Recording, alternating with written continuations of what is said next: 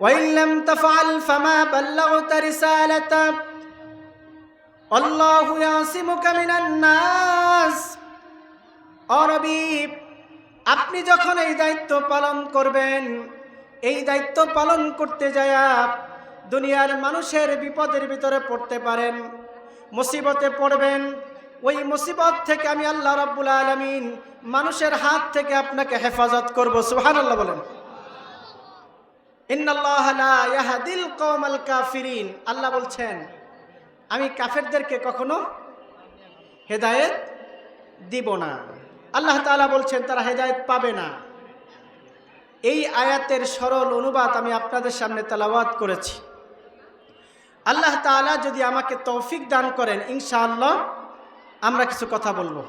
রাজি আছেন তো? সবাই রাজি আছেন? ইনশাআল্লাহ। আমাদের আলোচনা শুনবো কম, আমল করব বেশি।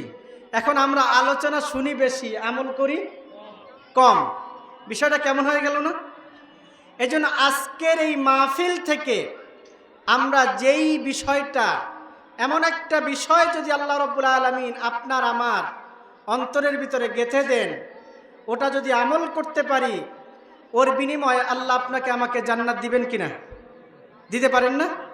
এজন্য আসুন মন খুলে কান খুলে আমরা কথাগুলো শুনবো।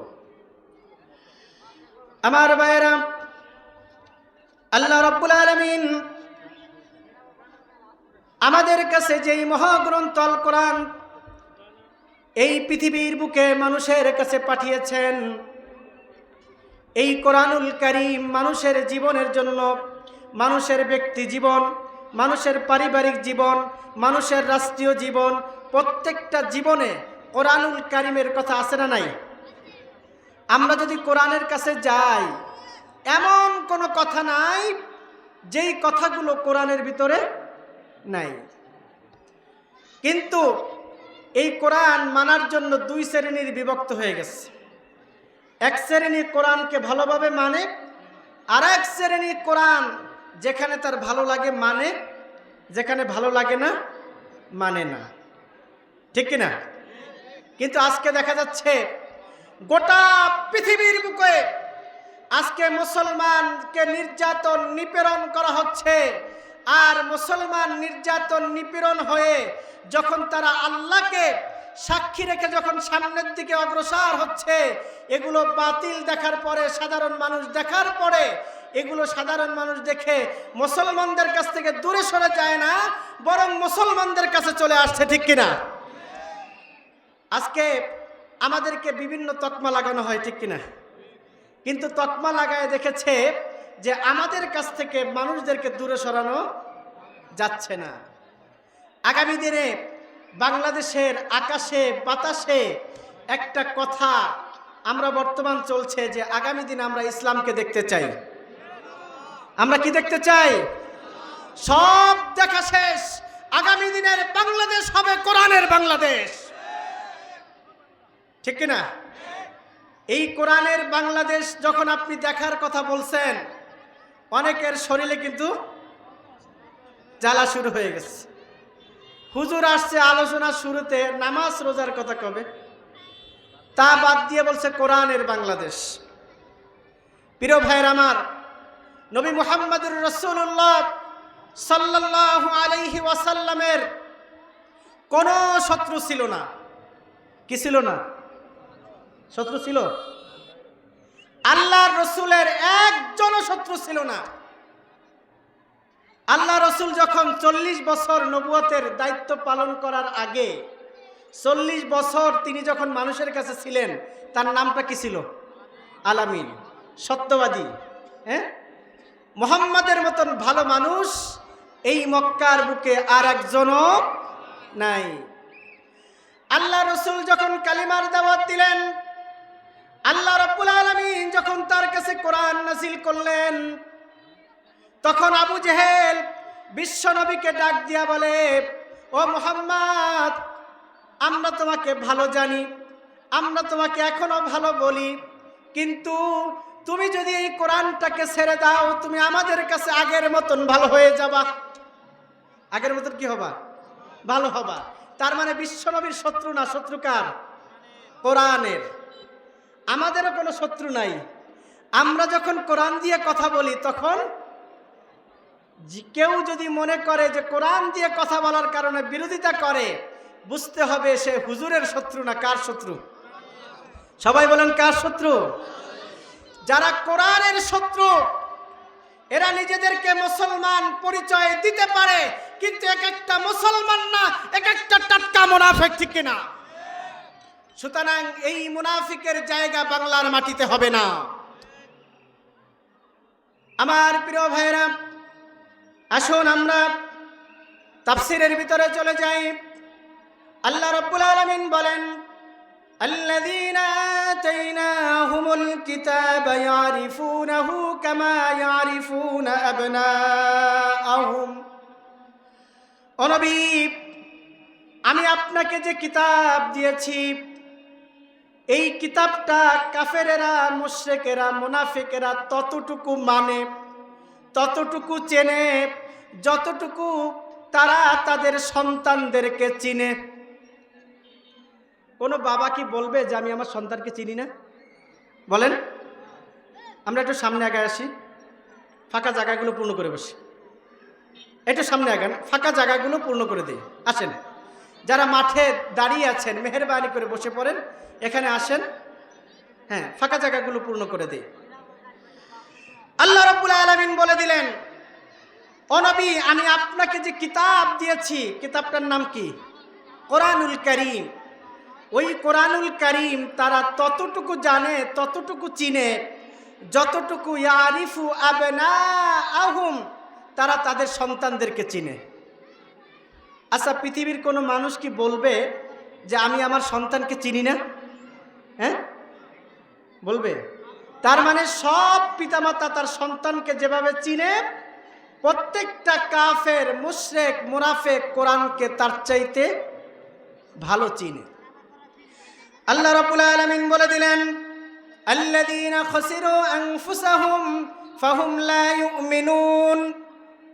আল্লাহ তাআলা বলেন, তারা কোরআনকে চিনে ততটুকু, তাদের সন্তানদেরকে চিনে যতটুকু, কিন্তু সন্তানদেরকে চেনার পরে তারা সন্তানদেরকে যেভাবে গ্রহণ করেছে ওই আল্লাহর কোরআনকে তারা গ্রহণ করে নাই। গ্রহণ না করে তারা নিজেদেরকে ক্ষতির ভিতরে ফেলে দিয়েছে। ফাহুম লা ইউমিনুন। ও নবী, ওরা একজন ঈমানদার না। ওরা কি না? ঈমানদার না।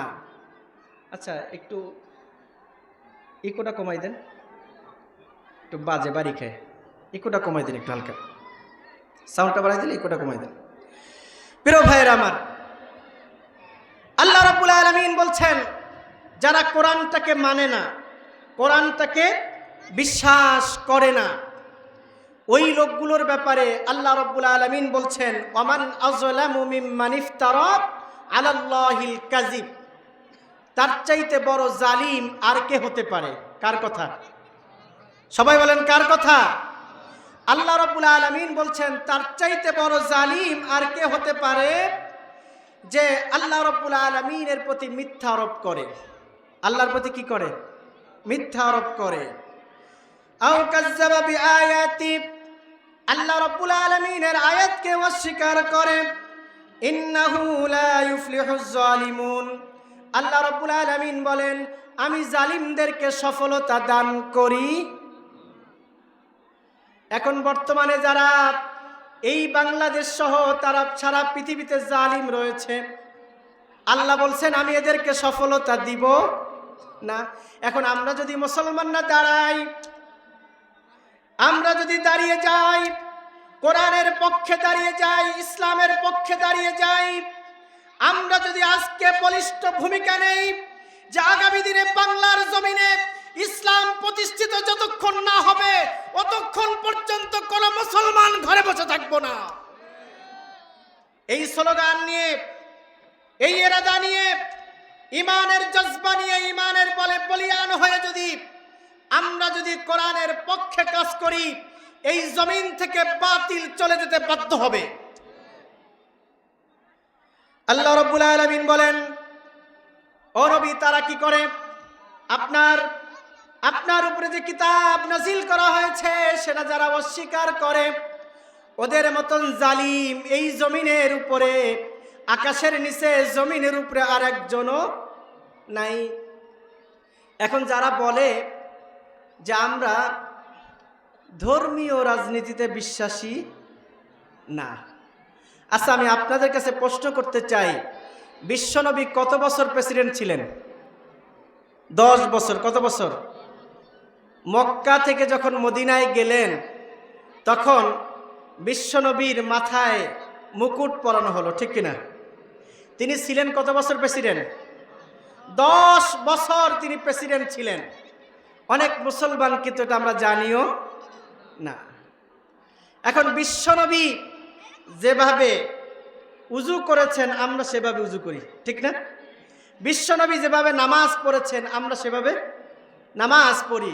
বিশ্বনবী যেভাবে রাস্তায় হেঁটেছেন আমরা হাঁটার চেষ্টা করি। বিশ্বনবী যেভাবে ডান কাতে ঘুমিয়েছেন আমরাও চেষ্টা করি। কিন্তু বিশ্বনবী যেভাবে রাজনীতি করেছেন ওই কাজটা আমরা করি না, ঠিক না? ওই জায়গা যখন আসে তখন বলা হয় যে হুজুর কোরআনের ভিতর থেকে বাদ দিয়া অন্য জায়গা চলে গেছে, ঠিক না? হ্যাঁ প্রিয় ভাইরা আমার, আল্লাহ রাব্বুল আলামিন সে কথা বলে দিলেন যে মুসলমান যদি সোজা হয়, দাঁড়িয়ে যায়, আমি জালিমদেরকে কোনো বিজয় দিব না, আমি মোমেনদেরকে বিজয় দিব। সুবহানাল্লাহ বলেন। এখন আজকে সারা পৃথিবীতে মুসলমানদের কি জয় জয়কার না? আজকে যেখানেই যাবেন ইহুদিরা পর্যন্ত, খ্রিস্টানেরা পর্যন্ত মুসলমান হয়ে যাচ্ছে, হিন্দুরা মুসলমান হচ্ছে, বৌদ্ধরা মুসলমান হচ্ছে। কিন্তু আমরা যদি তাদেরকে দেখি আমাদেরকে ইমানের গিয়ার বাড়াইতে হবে কিনা? দরকার আছে, আছে না? জি। এরপর আমার ভাইয়েরা, এই জালিমদের ব্যাপারে যারা মুসলমানদের সামনে এসে কথা বলে তারা ভালো ভালো কথা বলে, আবার মুসলমানদের কাছ থেকে যখন দূরে সরে যায় তখন ওই লোকগুলো যখন মুসলমানদের বিরুদ্ধে চলে যায়, মুসলমানের বিরুদ্ধে কথা বলে, আল্লাহ রাব্বুল আলামিন তাদের ব্যাপারে বললেন আমি তাদেরকে ওয়ায়াউমা নাহশুরুহুম জামিআ, আমি তাদেরকে কিয়ামতের ময়দানে সবাইকে এক জায়গা করব। সুম্মা নাকুলু লিল্লাযীনা আশরাকু, এরপর আল্লাহ রাব্বুল আলামিন বলবেন তোমরা যাদের সাথে আমার সাথে অংশীদার করেছো, আইনা শুরাকাউকুম, তারা কোথায়? তাদেরকে ডাকো। আল্লাযীনা কুনতুম তাজউমুন, তোমরা যাদেরকে দাবি করেছো আমার সাথে শরীক করতে, যাদেরকে তোমরা দাবি করেছো, আজকে যারা এক আল্লাহর বিশ্বাসী ছিল তাদের বিরুদ্ধে যে তোমরা অনেক আল্লাহকে সামনে নিয়ে এসেছো, মূর্তি পূজা করেছো, মাজার পূজা করেছো, পীর পূজা করেছো, আজকে যে শিরিক করেছো সেই শিরিকের জায়গাগুলো আজকে কোথায়? সেই নেতারা কোথায়? সেই রবগুলো কোথায়? কে বলবেন? আল্লাহ তাআলা ডাক দিয়ে বলবেন তারা আজকে কোথায়? ওই লোকগুলো তখন ডাক দিয়ে বলবে সুম্মা লাম তাকুম ফিতনাতুহুম, তারা একটা ফন্দি আঁকবে, তারা একজন আরেকজনকে বলা বলি শুরু করে দিবে, দেখো যারা নামাজি ছিল আজকে তারা জান্নাতি, যারা মুমিন ছিল তারা আজকে জান্নাতি, যারা হকের পথে ছিল তারা আজকে জান্নাতি। তাহলে আমরা একটা কাজ করি, আমরা বলি আল্লাহ, আমরা একটা ফন্দি আঁকাই, একটা ষড়যন্ত্র করি, যেভাবে তারা দুনিয়াতে ষড়যন্ত্র করত, আছে না? দুনিয়াতে কি করত?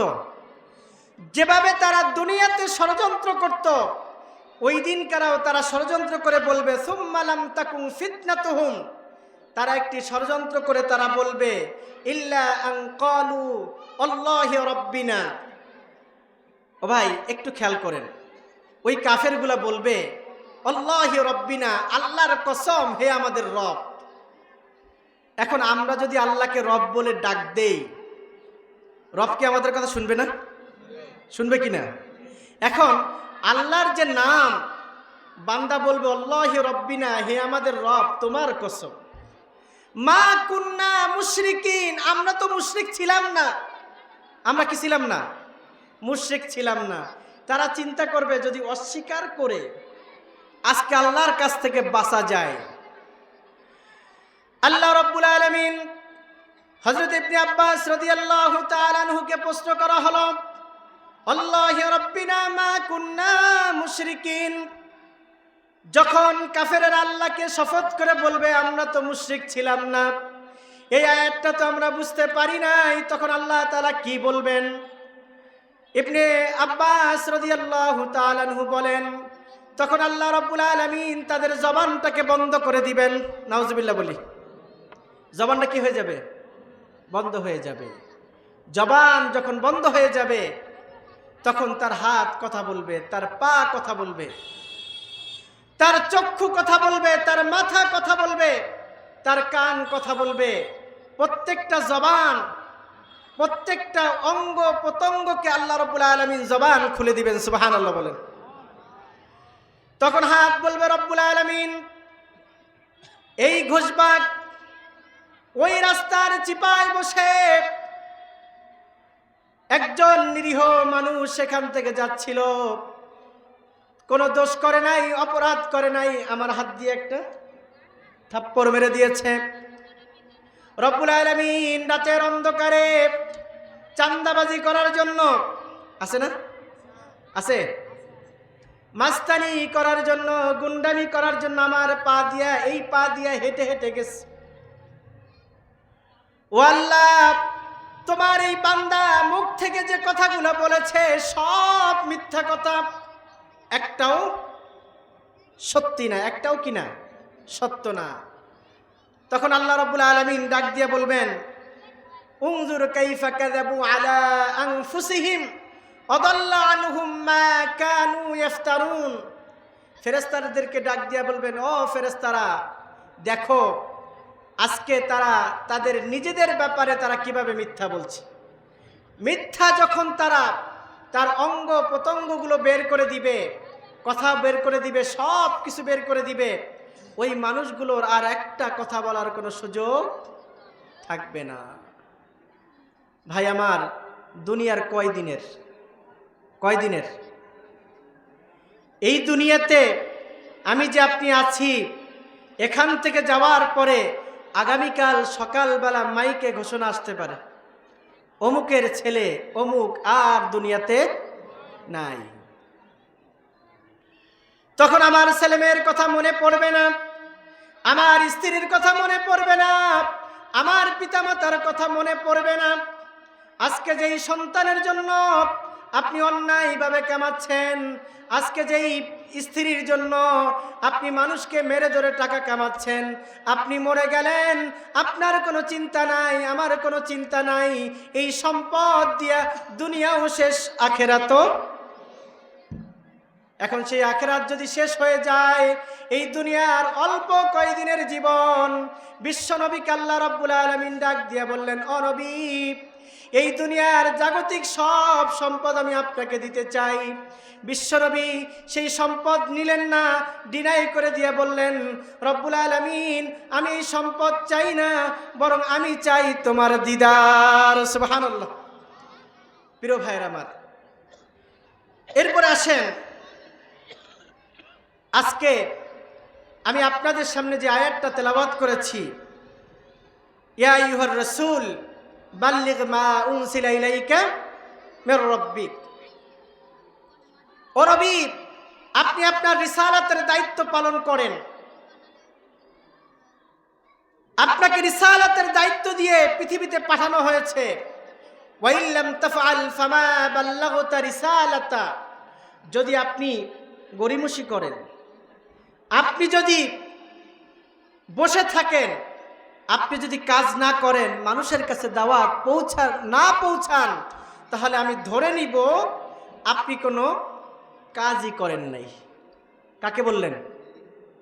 কাকে বললেন? কথা বলতে হবে কাকে? বিশ্ব নবীকে। কখন বললেন? এবার একটু আসি। আল্লাহ রাব্বুল আলামিন বিশ্ব নবীকে নবুয়তি দিলেন। নবুয়তি দেওয়ার পরে বিশ্বনবী মুহাম্মদুর রাসূলুল্লাহ সাল্লাল্লাহু আলাইহি ওয়াসাল্লাম মানুষের কাছে দাওয়াতি কাজ শুরু করে দিলেন। সবার দ্বারে দ্বারে যায় দাওয়াত দিলেন। তার দাওয়াত শুনে মক্কার কাফেররা তার উপরে চড়াও হয়ে গেল। সবাইকে বলল, মুহাম্মাদের কাছে যাবা না, মুহাম্মদ একটা জাদুকর, মুহাম্মদ একটা গণক, মুহাম্মদ একটা কবি। এইভাবে বিশ্বনবীর কাছ থেকে মানুষদেরকে দূরে সরানোর চেষ্টা করলো। করে এবার মিস্টার আবু জেহেল চিন্তা করেছে, আমি তো লোকজনদেরকে মুহাম্মদ সাল্লাল্লাহু আলাইহি সাল্লামের কাছ থেকে কি দূরে রেখেছি, সুতরাং এখন আমি যদি যাই তাহলে লোকেরা কি হবে, অন্য কিছু মনে করবে। তাই তিনি কি করলেন, রাতের অন্ধকার যখন হয়ে গেল তখন বিশ্বনবীর কাছে, বিশ্বনবীর ঘরের কাছে যায় কান লাগায়া বিশ্বনবীর তেলাওয়াত শোনা শুরু করে দিলেন। সুবহানাল্লাহ। এখন আবু জেহেল যেই কাজটা করল, আবু সুফিয়ানও সেই কাজটা করল। মক্কার এক একটা কাফেরেরা বিশ্বনবীর ঘরের চতুর্দিকে যায়া রাতের অন্ধকারে মাফলারটা পেঁচায়া এবার সুন্দর করে বিশ্বনবীর তেলাওয়াত তারা শুনতেছিলেন। যখন বিশ্বনবীর তেলাওয়াত তারা শুনতেছিলেন, সকাল যখন হয়ে গেল, সকাল হয়ে যাওয়ার সময় এবার লোকগুলা চিন্তা করছে তাড়াতাড়ি চলে যাই। কি করি? তাড়াতাড়ি চলে যাই। কোরআনের আকর্ষণ এমন আকর্ষণ যে কাফেরদের রাতের ঘুম হারাম করে দিয়েছে, ঠিক কিনা? আজকে দেশে কোরআন প্রেমিক জনতা এক হয়েছে কিনা? এক হয়েছে না? আজকে আলেম ওলামারা এক হয়ে গেছে। আলেম ওলামাদের এক হওয়া দেখে এক শ্রেণীর মানুষের শরীরে আগুন জ্বলে উঠেছে।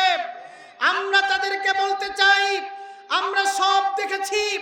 আমরা 47-এর বিপ্লব দেখেছি, আমরা 71-এর সেই স্বাধীনতা দেখেছি, আমরা 2025 সালে আরেকটি বিপ্লব দেখেছি। বাংলাদেশে যদি ইসলাম কায়েমের জন্য, কোরআনের রাজ কায়েমের জন্য আরেকটি বিপ্লবের ডাক আসে, সেই বিপ্লবে সাড়া দেওয়ার জন্য আমরা কে কে প্রস্তুত আছি? হাত তুলে আল্লাহকে দেখাই।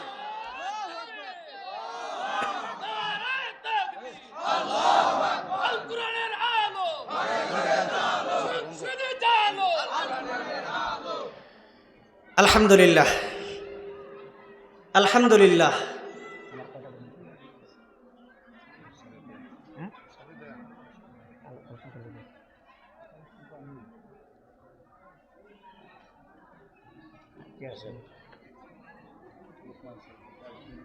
আচ্ছা, আমার প্রিয় ভাইরা,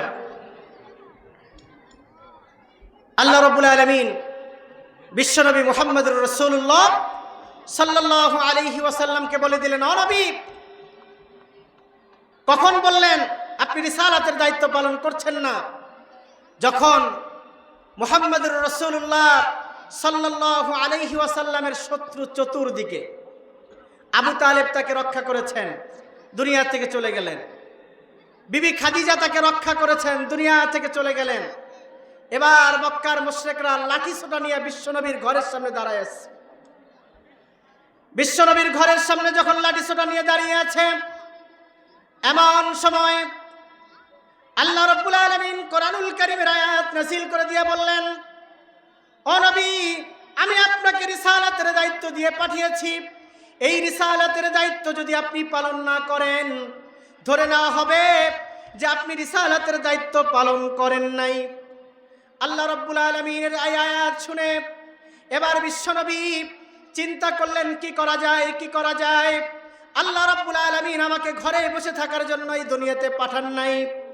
আমাকে তো মক্কার নবীও বানান নাই, আমাকে তামাম দুনিয়ার নবী বানিয়ে পাঠিয়েছেন। দিনের আলোতে বিশ্বনবী যেতে পারলেন না। রাতের অন্ধকারে তায়েফের ময়দানে চলে গেলেন। ওই তায়েফের ময়দানে বিশ্বনবী মুহাম্মদুর রাসূলুল্লাহ সাল্লাল্লাহু আলাইহি ওয়াসাল্লাম বড় আশা নিয়ে চলে গেলেন। সেখানে তার ভাইয়েরা আছে, ছোটকালের বাল্য বন্ধুরা রয়েছে, তাদেরকে দাওয়াত দিলে তারা দাওয়াতে সাড়া দিবে। কিন্তু দেখা গেল ওই তায়েফের বাসীরা, ওই তায়েফের লোকগুলা বিশ্বনবীকে এমন ভাবে নির্মম নির্যাতন চালিয়েছে। আল্লাহ রাসূল তায়েফের ময়দান থেকে যখন আবার বাসায় ফিরে চলে আসলেন, আসার সময় আল্লাহ রাব্বুল আলামিন কোরআনুল কারীমের আয়াত নাযিল করে দিয়ে বললেন, সূরাতুল আনআমের 35 নম্বর আয়াত নাযিল করে দিয়ে আল্লাহ বলে দিলেন, ও নবী, আপনার কওমের লোকেরা, আপনার জাতির লোকেরা আপনার সাথে যে আচরণ করেছে, এই আচরণে যদি আপনি কষ্ট পান, তাহলে আপনি দেখেন জমিনের ভিতরে কোনো সুড়ঙ্গ পান কিনা, অথবা আপনি আকাশে সিঁড়ি লাগাতে পারেন কিনা, সিঁড়ি লাগান, সেখান থেকে কোনো মুজিজা বের করতে পারেন কিনা। আপনি ফেরেশতাদেরকে ডাক দেন, ফেরেশতাদেরকে সাহায্য নিয়ে বলেন আকাশে সিঁড়ি লাগায় দাও। বিশ্বনবী বুঝতে পারলেন আমার ঘরে বসে থাকার সময় নাই। যত নিপীড়ন আসুক না কেন, নির্যাতন আসুক না কেন, যত জুলুম আসুক না কেন, দিনের কাজ বন্ধ করার কোনো সুযোগ নাই।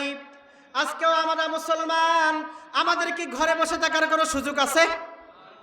আছে? আগামী দিনে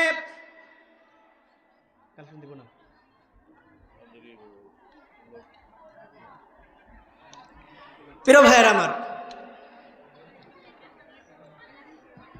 আমার চিঠি চলে এসেছে, এই কারণে আমি আপনাদেরকে শেষ কথাটা বলে যাচ্ছি। আগামী দিনের বাংলাদেশ হবে ইসলামের বাংলাদেশ, আগামী দিনের বাংলাদেশ হবে কোরআনের বাংলাদেশ, আগামী দিনের বাংলাদেশ হবে দেশের পীর আউলিয়া মুসলমানের বাংলাদেশ, আগামী দিনের বাংলাদেশ হবে দেশের আলেম ওলামাদের বাংলাদেশ। কোন টেন্ডারবাজ, চাঁদাবাজ, সন্ত্রাসীর বাংলাদেশ হবে না। এটা শাহজালালের জন্মভূমি, এটা শাহপরানের জন্মভূমি। সুতরাং এই জন্মভূমিতে যারা কোরআন দিয়ে কথা বলবে তাদের পক্ষে আমরা থাকব, যারা ইসলাম দিয়ে কথা বলবে আমরা তাদের পক্ষে থাকব। এই জন্য যদি আমাদেরকে জীবন দিতে হয়, এই জন্য যদি আমাদেরকে ফাঁসির মঞ্চে যেতে হয়, আমরা সেখানেও যাওয়ার জন্য প্রস্তুত। তারপরও আল্লাহর জমিন, আল্লাহর কোরআনকে প্রতিষ্ঠা করব, ঠিক কিনা? এই জন্য আজকে এখানে আমি একটা স্লোগান হবে, কি হবে? স্লোগান হবে, আমরা স্লোগান দিব ইনশাআল্লাহ। আকাশ বাতাস প্রকম্পিত করে একটি স্লোগান হবে, নারায়ে তাকবীর, নারায়ে তাকবীর, আল কোরআনের আলো সংসদে জালো, কোরআন আছে যেখানে, কোরআন নাই যেখানে, নারায়ে তাকবীর, নারায়ে তাকবীর। সংগ্রামী ভাইরা, আমাকে সময় একটু বেশি দেওয়ার কথা ছিল, যেহেতু চিঠি চলে এসেছে আমি ছেড়ে দিচ্ছি। কথা অনেক ছিল, বলতে পারিনি। যদি কখনো সুযোগ হয় ইনশাআল্লাহ বলবো। আমা তৌফিক ইল্লা বিল্লাহ। আসসালামু আলাইকুম ওয়া রাহমাতুল্লাহি ওয়া বারাকাতুহু।